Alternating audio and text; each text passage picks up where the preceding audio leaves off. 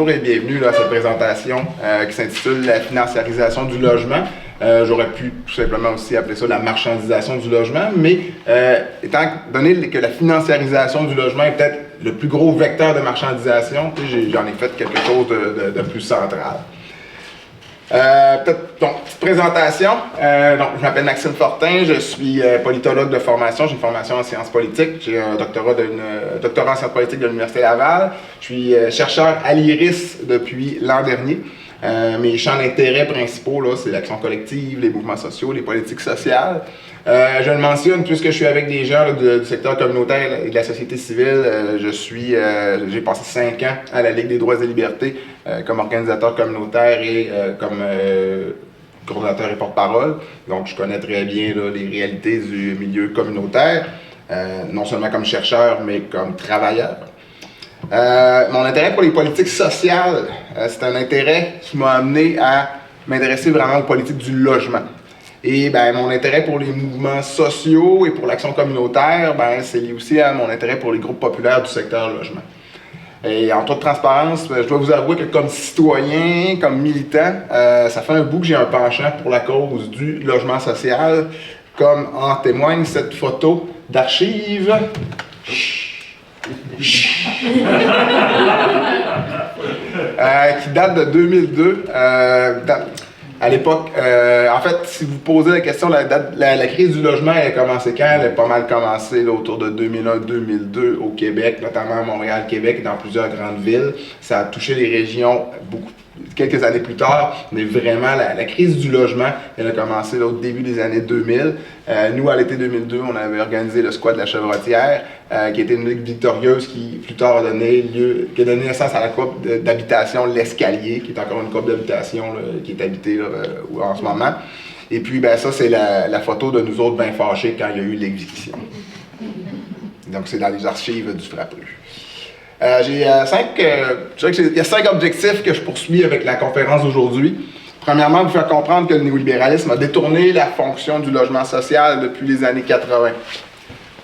Deuxièmement, vous faire comprendre que ce phénomène a pu avoir lieu grâce à la financiarisation du logement. Je vais partir mon chrono. J'aime ça savoir j'en suis où au niveau du temps. Après ça, le troisième objectif, c'est de vous faire comprendre que la financiarisation transforme le logement en une marchandise. Ça sera pas long. Puis, quatrième objectif, vous faire comprendre que la marchandisation du logement a des impacts négatifs sur les populations, vous vous en doutez bien. Et puis le cinquième, vous faire comprendre que le rôle de la fiscalité et des pouvoirs publics dans la crise du logement. En fait, vous faire comprendre que dans la crise du logement, les acteurs publics ont une responsabilité, malheureusement. Alors, vous êtes prêts? Prêtes? Commençons.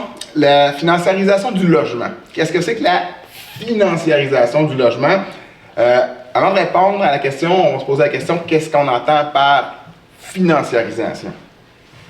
Donc, la financiarisation, et là, je donne une petite définition, pas besoin de prendre ça en note nécessairement, essayez de vous imbiber juste de l'esprit. La financiarisation, c'est un processus dans lequel le capital financier en est venu à dominer l'économie et la vie quotidienne, et dans lequel l'argent est de plus en plus produit par l'entremise de canaux financiers plutôt que par la fabrication de biens ou encore de services. Bref, la financiarisation, c'est le fait que dans l'économie, le secteur dominant, le secteur qui génère désormais le plus de valeur, c'est pas le secteur de la production de produits. Donc, c'est pas la production de bananes, de voitures, de montres, etc. C'est pas non plus la prestation de services, la vente de services, donc la coiffure, la restauration, même les consultants chèrement payés. Non, c'est vraiment la capitalisation, le fait de vendre, de transiger des capitaux qui s'avère être le secteur le plus générateur de valeur et qui devient à quelque part, je ne dirais pas la colonne vertébrale, mais qui devient un peu l'assise de l'économie actuelle. Et quand je parle de capitaux, je parle bien entendu des actions, des titres à la bourse, mais je parle aussi des monnaies. Comme par exemple, depuis plusieurs années, il y a la possibilité de transiger les monnaies au niveau international. Donc, des gens peuvent faire de l'argent juste en achetant telle monnaie de tel pays, en attendant une semaine, 2 semaines, et en revendant la même quantité de monnaie qui a pris de valeur. Donc là, il n'y a pas de travail, il n'y a rien qui est accompli, tu fais juste acheter de l'argent et la revendre plus cher. C'est du capitalisme à l'état pur, mais là-dedans, il n'y a pas de travail productif, il n'y a pas de travail utile, et il n'y a aucune valeur sociale dans ce qui a été produit. Appliqué au secteur du logement, la financiarisation, ça fait référence à la domination croissante des acteurs financiers dans le secteur du logement. Ce qui transforme la fonction première du logement, qui n'est plus un lieu de vie, mais un actif financier et un outil pour le profit des investisseurs. Donc, le logement, qui a toujours été un lieu de vie, ne devient ou demeure utile au point de vue économique, conserve une valeur au niveau économique que s'il génère un profit. Donc, la financiarisation du logement, qu'est-ce que ça comprend? Qu'est-ce que ça fait référence à quel phénomène? Le premier, c'est ce qu'on appelle la titrisation des prêts hypothécaires. Donc, le fait de pouvoir un peu commercer les prêts, de vendre les prêts. Donc, il y a tout un marché des dettes qui se sont créées au niveau boursier, ce qui fait qu'un tiers, une personne peut acheter la dette de quelqu'un d'autre. Monsieur ici a une dette envers madame, on est dans un marché où moi je pourrais acheter la dette de monsieur et soudainement monsieur me doit de l'argent à mes conditions. Donc la titrisation des prêts hypothécaires, ça c'est un grand vecteur de la financiarisation. Et l'autre grand vecteur de financiarisation, l'acquisition directe de logements par des entités financières, par des entreprises qui d'abord et avant tout sont des groupes centrés sur la spéculation immobilière. Les entités financières, ce sont les fonds d'investissement privés, ce sont les sociétés d'exploitation immobilière, ce sont les sociétés de placement immobilier, ce sont les gestionnaires d'actifs, les investisseurs institutionnels et autres véhicules financiers. Oui? Quelle place ont les petits propriétaires? Les petits propriétaires, comme tels, n'entrent pas dans ce qu'on appelle la financiarisation du logement. Donc, le petit propriétaire, comme tel, n'a pas un actif. Souvent, le petit propriétaire a une résidence principale ou avoir une résidence secondaire. Oui, le petit propriétaire peut être considéré comme quelqu'un qui fait du profit sur le logement, mais n'est pas un actif, n'est pas quelqu'un qui financiarise le logement, toute personne qui fait un profit sur le logement.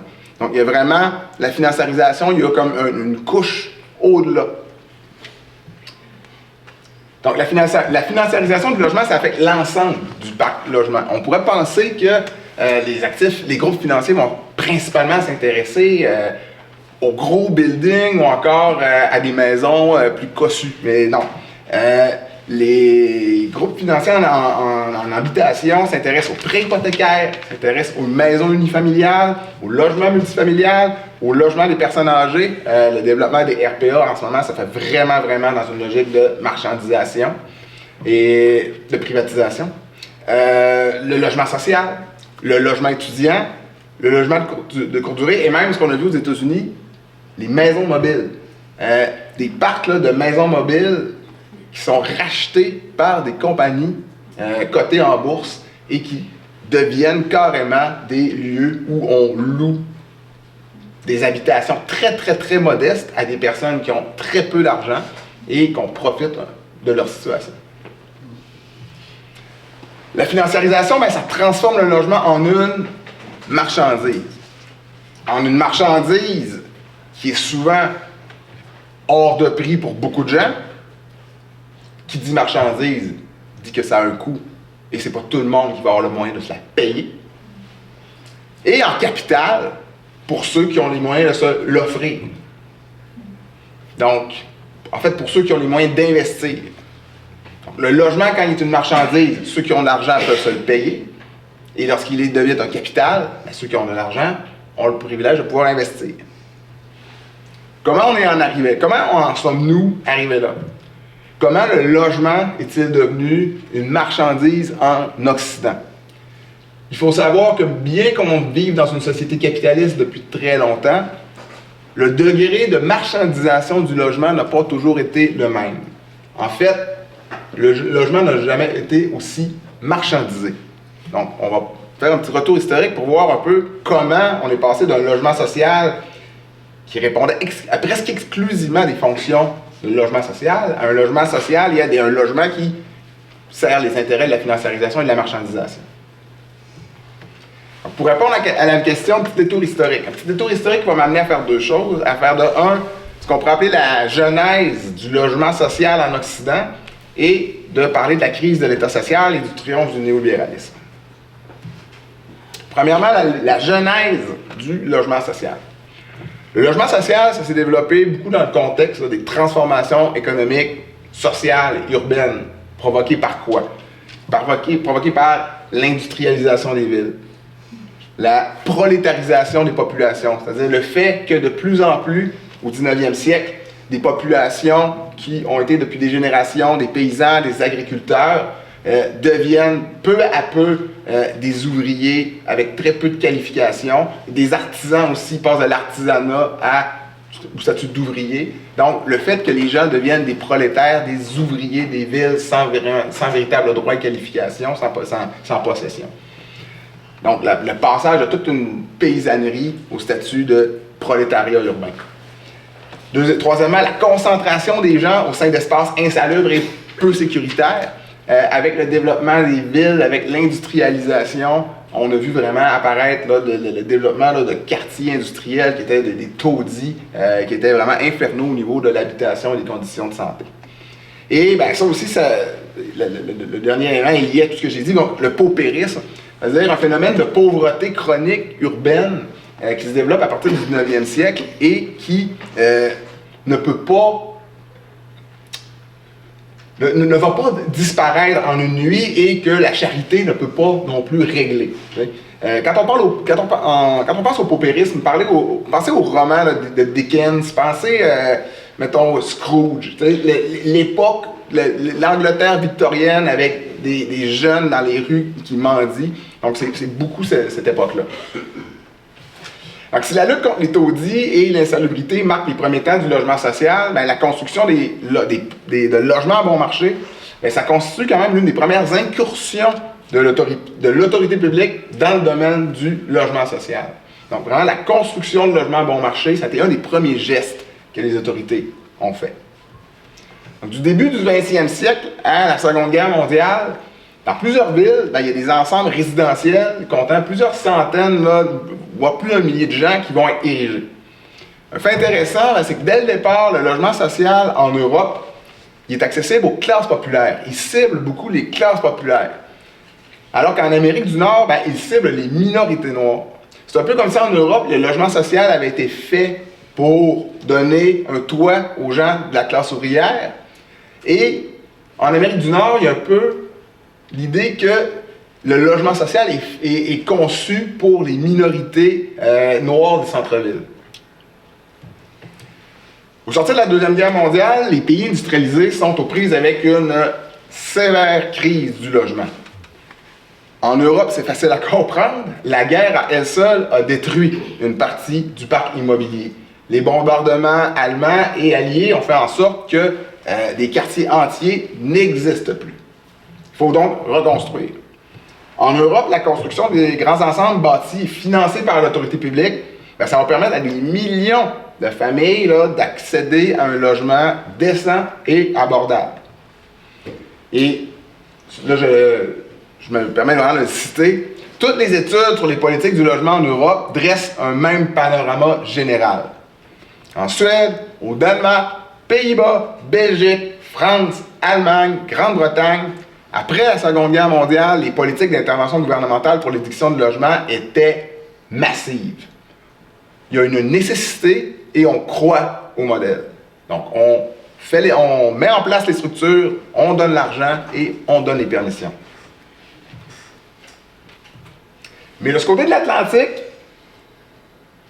là, vous allez voir les racines, les sources même d'un discours qu'on entend encore.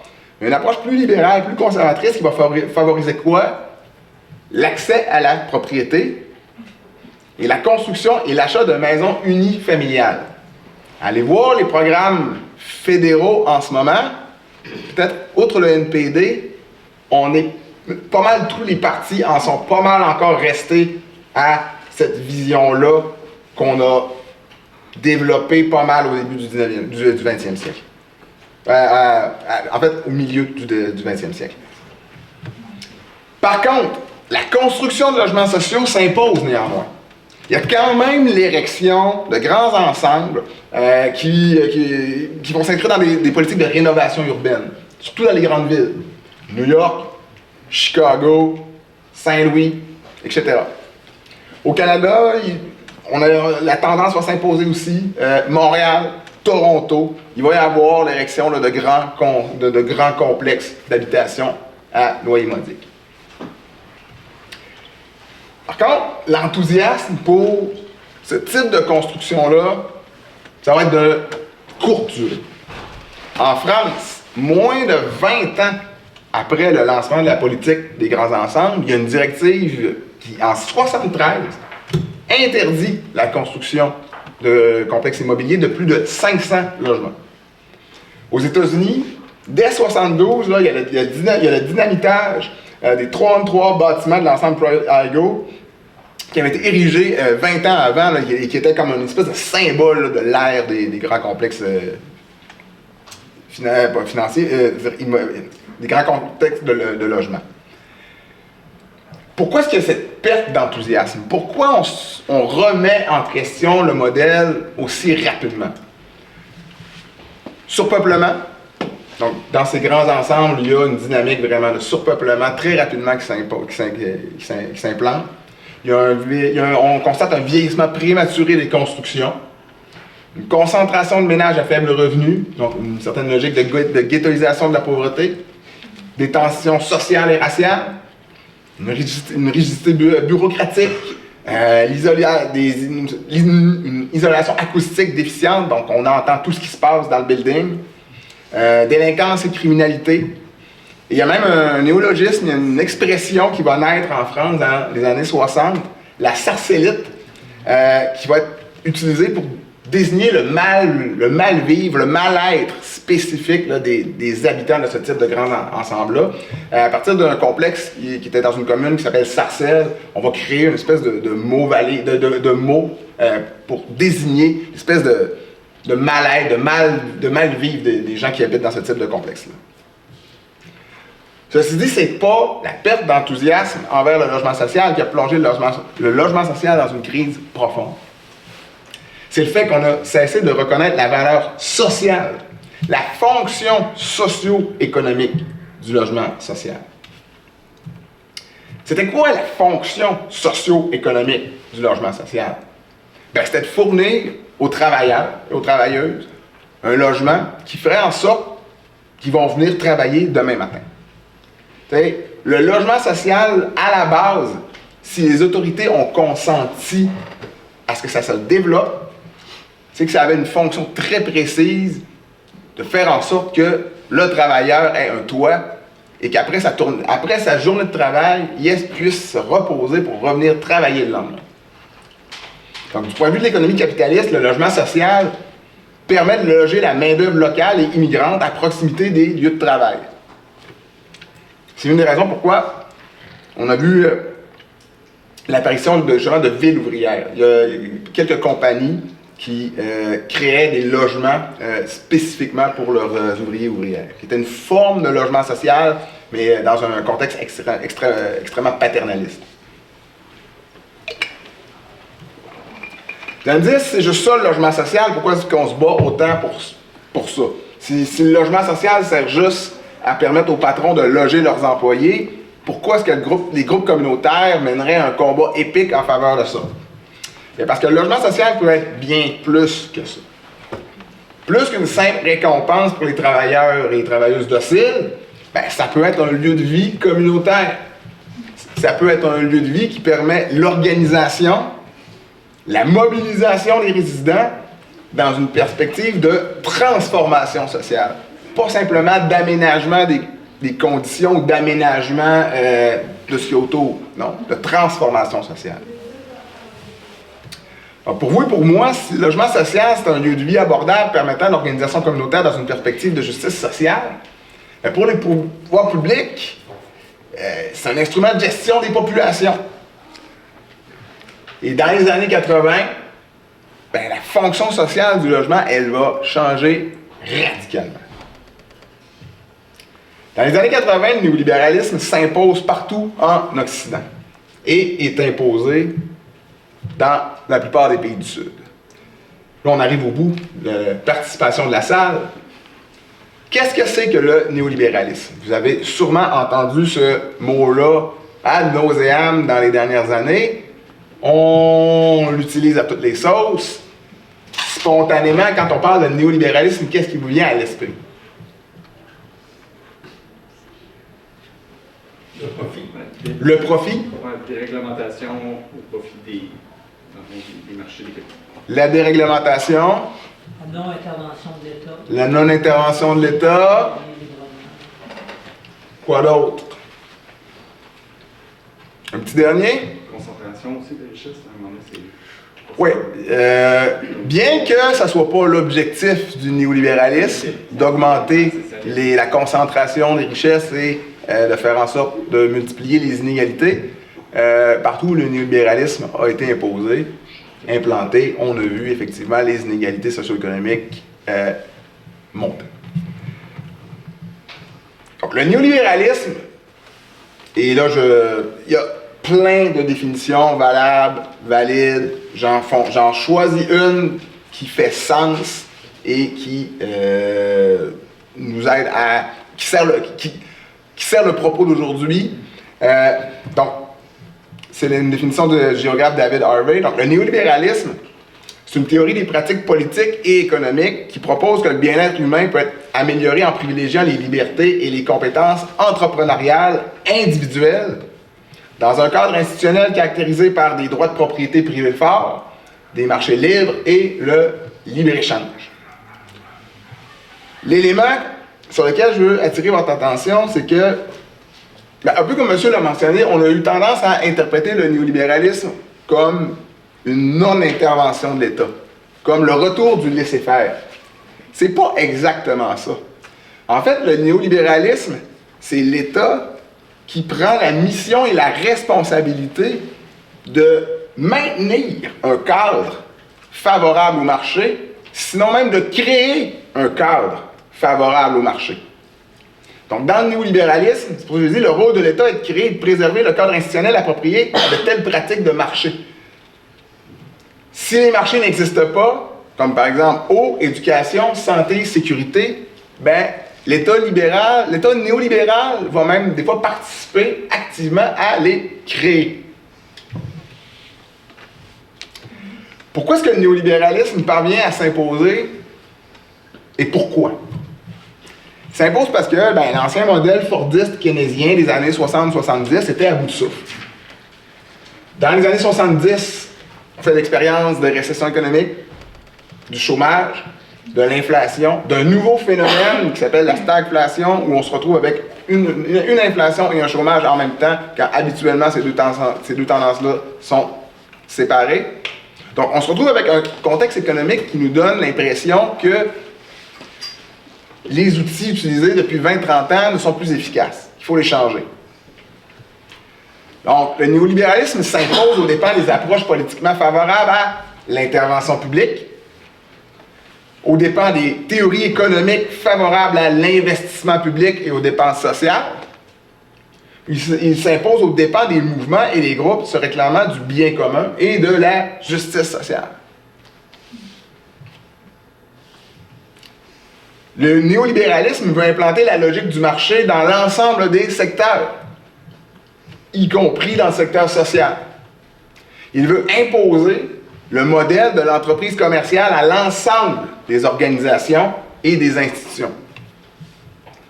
Donc, si on arrive à la question du logement, le néolibéralisme appliqué au secteur logement, qu'est-ce que c'est? C'est de renforcer la logique de marché au sein du secteur logement, puis d'amener les acteurs du secteur logement à se comporter comme des entreprises. C'est de faire du logement une marchandise et des acteurs du logement des prestataires de services et des producteurs de biens. Prenons ici le cas des HLM en France. Donc, les habitations loyer modique en France, c'est quelque chose c'est le cœur du modèle de logement social de la politique d'habitation française. Donc, le cas des HLM français est un cas emblématique.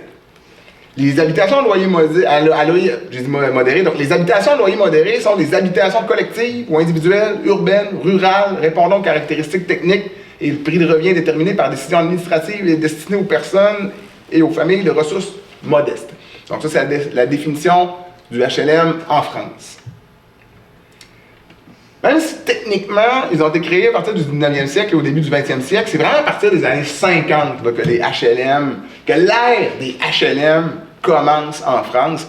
Et on parle vraiment de 1953 à 1977.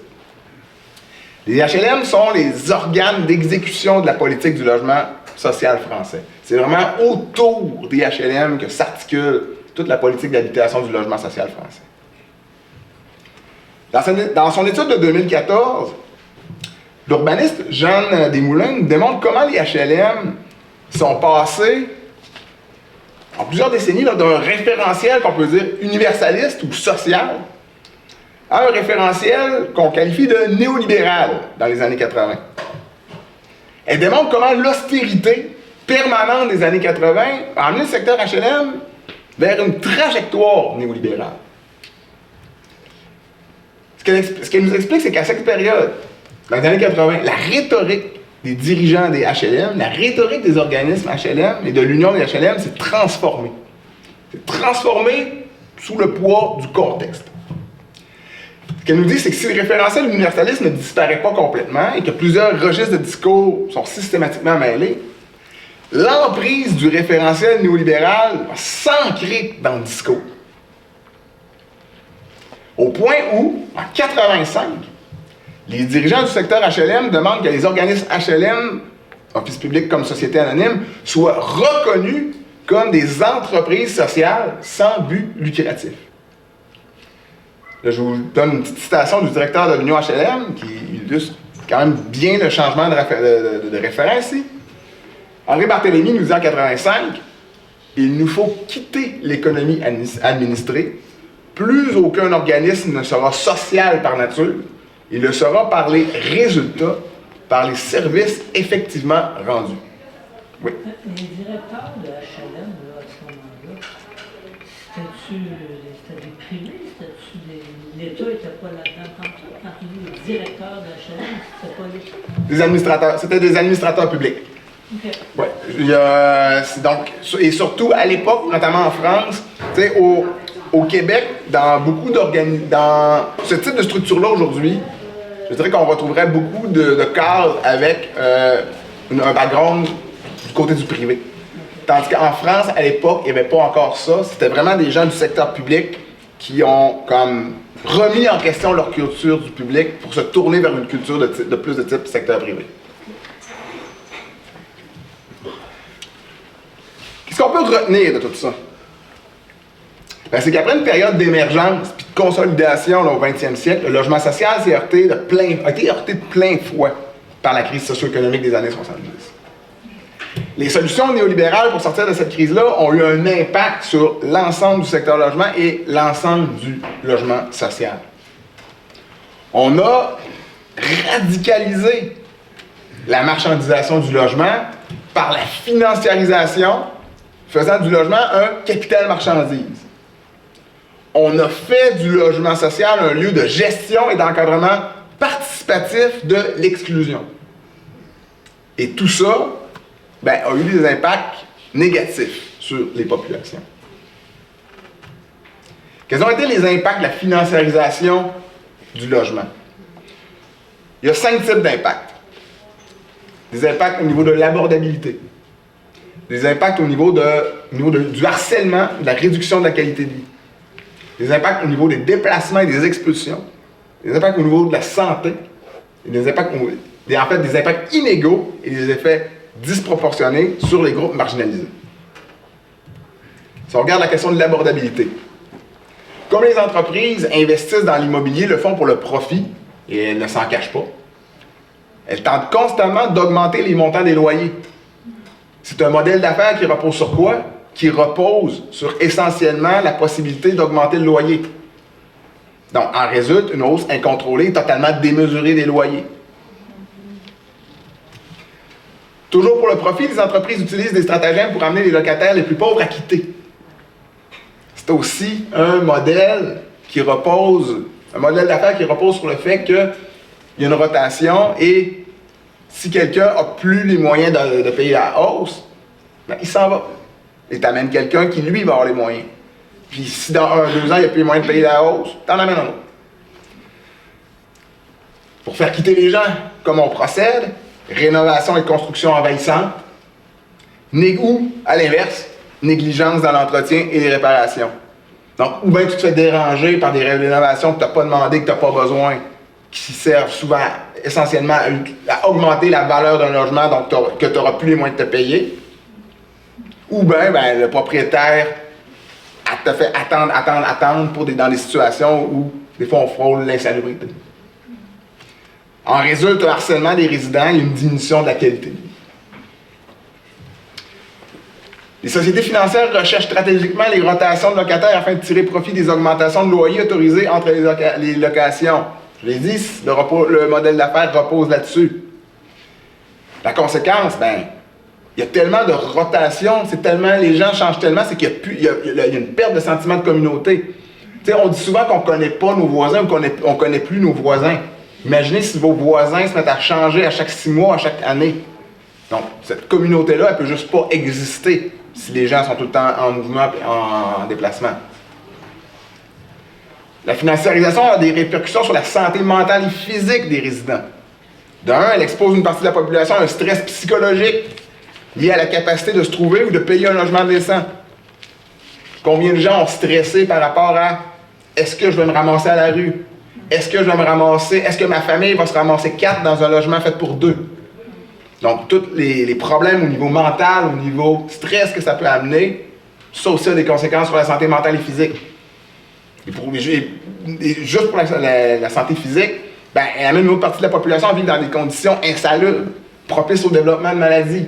Combien de gens décident de rester dans un appartement où il y a des moisissures, il y a des champignons, où il y a des jours, puis l'air rentre l'hiver. Donc, c'est toutes sortes de situations qui font en sorte que la santé des gens peut être impactée, ne serait-ce que parce qu'ils n'ont pas les moyens de se payer un logement décent. L'effet disproportionné, l'inégalité en matière de logement, c'est vécu de manière disproportionnée par les Autochtones, par les personnes racisées, par les personnes handicapées, les personnes immigrantes, les personnes à faible revenu ou à revenu fixe. En fait, la financiarisation, ça affecte de manière disproportionnée les groupes qui sont historiquement ciblés par le logement social. Là, il y a vraiment une cruelle ironie. Les groupes pour lesquels on a pensé le logement social, les groupes qui devraient être favorisés par le logement social, se retrouvent à être les groupes qui, au niveau du logement et de l'habitation, sont les plus desservis et sont, je dirais, les plus discriminés. Le résultat de tout ça, c'est que ça aggrave la situation de ceux et celles qui sont déjà dans des conditions difficiles. Imaginez une famille immigrante qui est en transition, qui essaie de s'intégrer, qui ne trouve pas de logement. Imaginez une personne pauvre qui voit arriver l'hiver, qui se dit, coudonc, je vais-tu être obligé de dormir dans les parcs l'hiver? Donc maintenant qu'on s'est intéressé à la victoire de la logique de marché au sein du secteur logement, je vous propose de porter notre attention sur un dernier élément. La complicité active des États et des pouvoirs publics dans le processus de marchandisation du logement. Je propose de regarder le phénomène en mettant le focus sur une de ces manifestations. Je propose qu'on s'intéresse aux incitatifs fiscaux consentis aux acteurs de l'immobilier. L'État néolibéral ne fait pas que couper dans les dépenses sociales. Il crée les conditions pour l'extension de la logique de marché, je l'ai dit tantôt. Son hostilité à l'impôt et aux dépenses publiques l'amène à constamment vouloir réduire le fardeau fiscal des contribuables. Donc ça, c'est une phrase que vous avez sûrement entendue beaucoup dans les dernières années. On va réduire le fardeau fiscal des contribuables. Bon, il a été réduit de plusieurs milliards déjà depuis 2000, mais ça, c'est pas dit souvent. Encore, les politiciens vont dire qu'ils vont utiliser les réductions d'impôts comme incitatifs. C'est notamment pour cette raison que des propriétaires immobiliers profitent aujourd'hui de plusieurs avantages fiscaux. Une partie de ces avantages-là se sont même accumulés au fil du temps. Mais ce qui est plus surprenant, c'est que certains privilèges fiscaux viennent de leur être consentis. En pleine crise du logement et avec la rhétorique que c'est pour contrer la crise du logement qu'on leur consent des avantages fiscaux. Peux-tu donner des exemples? J'y arrive. Donc, je vais attirer votre attention sur 2 privilèges fiscaux consentis aux propriétaires. De 1, l'exemption de la résidence principale, et de 2, l'exemption de la TPS pour les immeubles locatifs. Premièrement, l'exemption de la résidence principale. Partout au Canada, l'exemption pour résidence principale permet aux propriétaires de mettre à l'abri de l'impôt les gains en capital réalisés sur la vente de leur résidence principale. Pour bénéficier de cette mesure, c'est très facile. Il suffit de désigner une résidence comme résidence principale. Imaginons que j'ai une maison, une maison, une maison, une maison. Laquelle vaut la plus chère? Elle. Résidence principale. Je ne l'habite pas, je l'ai acheté juste depuis 1 an. Résidence principale. Ça fait en sorte que la personne qui a 5 maisons, elle va toujours désigner la maison qu'elle veut utiliser comme capital et revendre à gros prix comme résidence principale. Donc, imaginez tout l'impôt qui est perdu à travers ça. Donc, cette mesure-là fait en sorte que des millions échappent à l'impôt, encourage la spéculation immobilière et stimule le marché des maisons de luxe. Donc, s'il y a un marché, je pense qui ne sert pas grand-chose en ce moment au niveau de l'habitation, c'est bien le marché des maisons de luxe. Le deuxième exemple, c'est l'exemption de la TPS pour les immeubles locatifs. En 2023, le gouvernement fédéral a décidé d'exempter la TPS de la TPS les nouveaux immeubles d'habitation destinés à la location, comme les appartements, les résidences pour étudiants, les résidences pour personnes âgées. Cette décision-là vise à répondre à la pénurie de logements dans le pays. L'exemption s'applique jusqu'au 31 décembre 2030, avec une exigence de construction achevée pour 2035. En guise d'exemple, pour un logement locatif de 2 chambres à coucher d'une valeur de 500 000 le constructeur pourra économiser 25 000 grâce à cette mesure fiscale. Tous ces montants dont on se prive, ce sont des montants qui, ultimement, pourraient être investis dans du véritable logement social. Pas dans du logement social déguisé comme on voit beaucoup en ce moment. Le gouvernement fédéral a même été plus loin et encourage les provinces à suivre cette initiative en exemptant les projets immobiliers de leur propre taxe de vente provinciale. Au Québec, ça voudrait dire qu'on exempterait les promoteurs immobiliers de la TVQ. Donc, un autre privilège fiscal consenti à un secteur qui est responsable de la crise du logement et qui en profite. Ces incitatifs fiscaux viennent presque ironiquement encourager une industrie qui travaille contre le bien commun d'une certaine façon. Alors, en conséquence, bien entendu, du côté de l'IRIS, on les juge contre-productifs et je dirais que recommander de les abolir est presque faible dans les circonstances. En fait, dans leur rapport respectif, Martine Auguste du Bureau fédéral de logement et Léla Farah de l'ONU ont recommandé de 1. D'éliminer les incitatifs fiscaux pour les sociétés de placement immobilier et de 2. D'instituer une taxe sur les plus-values des propriétés distribuées ou transférées aux sociétés de placement immobilier. Il faut que ça soit attractif financièrement. En fait, c'est que on brandit beaucoup la misère et les problèmes des petits et moyens propriétaires. Et c'est vrai que ça peut être difficile. Mais, tu sais, si on regarde là, le marché de l'immobilier, là, c'est un marché qui a explosé dans les dernières années et c'est un marché qui a enrichi beaucoup de gens. OK, c'est pas le couple qui a un duplex puis qui peut-être loue son sous-sol à un étudiant qui a fait beaucoup d'argent.